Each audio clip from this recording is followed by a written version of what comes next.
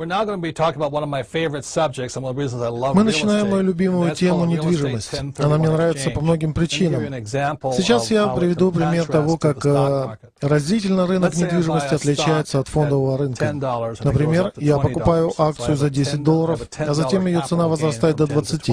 Следовательно, прибыль будет $10. Но мне достается не вся сумма. Сегодня налог на такого рода прибыль составляет около 35%, если я продаю акцию, и 15%, если я ее покупаю.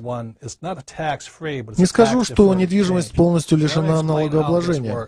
Но дела здесь обстоят по-иному. Допустим, я покупаю какую-то недвижимость за $100 000. За пару лет ее цена поднимается до $300 000.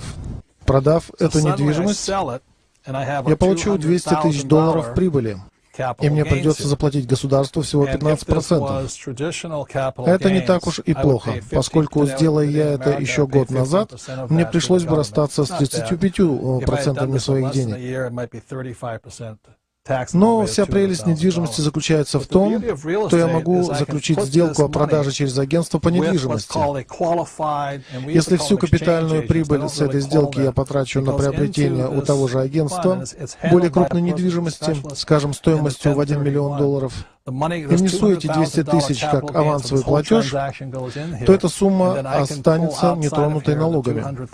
Это позволяет мне самому распоряжаться налогами на мою прибыль и получать еще большие прибыли с течением времени. Формально мы обязаны платить налоги на прибыль, но многие люди не делают этого, заключая подобные сделки, пока им самим это не надоест.